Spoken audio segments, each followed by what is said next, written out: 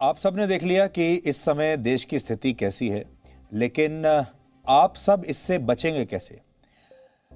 आप मास्क लगाकर रखेंगे, हाथ धोते रहें, सोशल डिस्टेंसिंग का पालन करें, अपने घर में ही रहें, ये सब तो आपको करना ही है।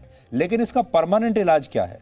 परमानेंट इलाज है वैक्सीन, और आपको वो वैक्सीन जल्दी से जल्दी लगवानी ही होगी। और अब अच्छी बात यह है कि 18 साल से ऊपर के जितने भी लोग हैं हमारे देश में, वो सब 1 मई से नई वैक्सीन लगवा सकते हैं। तो 18 साल से ऊपर के लोग वैक्सीन लगवाने के लिए 28 अप्रैल से अपना रजिस्ट्रेशन करा पाएंगे। इसलिए आप ये तिथि नोट कर लीजिए, आप 28 अप्रैल से अपना रजिस्ट्रेशन करवा पाएंगे और आप अपना रजिस्ट्रेशन उस दिन से कर ही लीजिए। वैक्सीन का ये तीसरा चरण होगा और ये 1 मई से शुरू हो जाएगा। इसलिए आपके जीवन में 2 डेट्स बहुत महत्वपूर्ण है। 28 तारीख इस महीने की जब रजिस्ट्रेशन शुरू हो जाएगा, और 1 मई जिस दिन से वैक्सीन लगनी शुरू हो जाएगी। ये वैक्सीन राज्य सरकारों और प्राइवेट अस्पतालों द्वारा लगाई जाएगी। और सबसे अहम बात यह है कि रजिस्ट्रेशन करवाने की प्रक्रिया वैसी ही होगी जैसी अब तक चल रही है। आप कोविन ऐप पर जाकर या फिर कोविन के वेबसाइट पर जाकर वैक्सीन लगवाने के लिए अपना रजिस्ट्रेशन करा सकते हैं। इसके अलावा यानी कोविन के अलावा आप आरोग्य सेतु ऐप के जरिए भी वैक्सीन लगवाने की अपॉइंटमेंट ले सकते हैं। ऑनलाइन अपॉइंटमेंट आपको लेनी होगी। खास बात यह है कि सारी वैक्सीन वही लगेंगी जिन्होंने ऑनलाइन अपॉइंटमेंट ली होगी। वॉक इन वैक्सीनेशन नहीं होगा, यानी जो पहले बात थी कि आप सीधे चले गए और वहां आप लाइन में लगकर खड़े हो गए, वो अभी नहीं होगा। आपको पहले ऑनलाइन अपॉइंटमेंट लेनी ही पड़ेगी, रजिस्ट्रेशन कराना ही पड़ेगा, तभी आपको ये वैक्सीन लगेगी। रजिस्ट्रेशन कराते समय आपको 2 बातों का ध्यान रखना है। पहला, आपको ऑनलाइन एक फॉर्म भरना होगा जिसमें आपको अपना पता लिखना होगा, नाम लिखना होगा, उम्र बतानी होगी। इसके अलावा कोई भी फोटो आईडी आपको अपनी अपलोड करनी होगी। जब आप वैक्सीन लगवाने के लिए जाएंगे वैक्सीनेशन सेंटर पर, तब वही आईडी कार्ड आपको वैक्सीनेशन सेंटर पर भी दिखाना होगा जो आपने अपलोड किया होगा।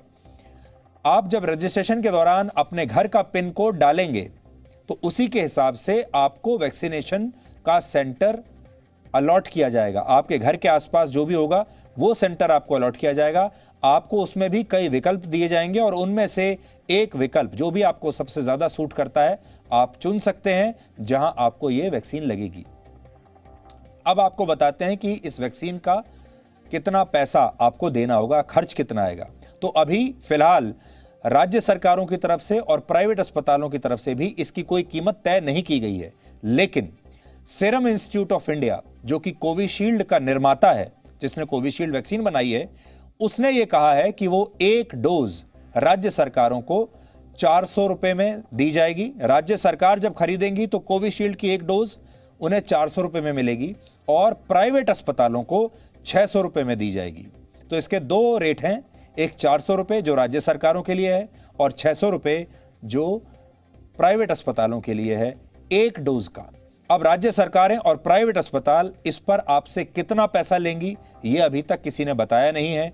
हो सकता है कुछ राज्य सरकारें आपको इस पर सब्सिडी दें, और हो सकता है कि जो प्राइवेट अस्पताल हैं वो इसके ऊपर भी अपना भी उसमें मार्जिन रखेंगे, क्योंकि वो जब आपको वैक्सीन देंगे उसके लिए इंतजाम करेंगे, डॉक्टर्स लाएंगे, स्टाफ लाएंगे, तो उसमें भी खर्चा होगा। अगर आप उत्तर प्रदेश, छत्तीसगढ़, बिहार, मध्य प्रदेश और केरल में रहते हैं तो इन राज्यों की सरकारों ने यह वैक्सीन सरकारी अस्पतालों में मुफ्त लगाने का ऐलान किया है, लेकिन सरकारी अस्पतालों में मुफ्त लगाया जाएगा। इन राज्यों की सरकारों ने इसका ऐलान पहले ही कर दिया है। आप वहां चाहें तो सरकारी अस्पताल में जा सकते हैं और मुफ्त में यह वैक्सीन आपको दी जाएगी। उम्मीद है कि आने वाले दिनों में कुछ और राज्य भी हो सकता है यही घोषणा कर दें कि वो भी अपने अपने राज्यों में सरकारी अस्पतालों में यह वैक्सीन आपको मुफ्त में लगा कर देंगे।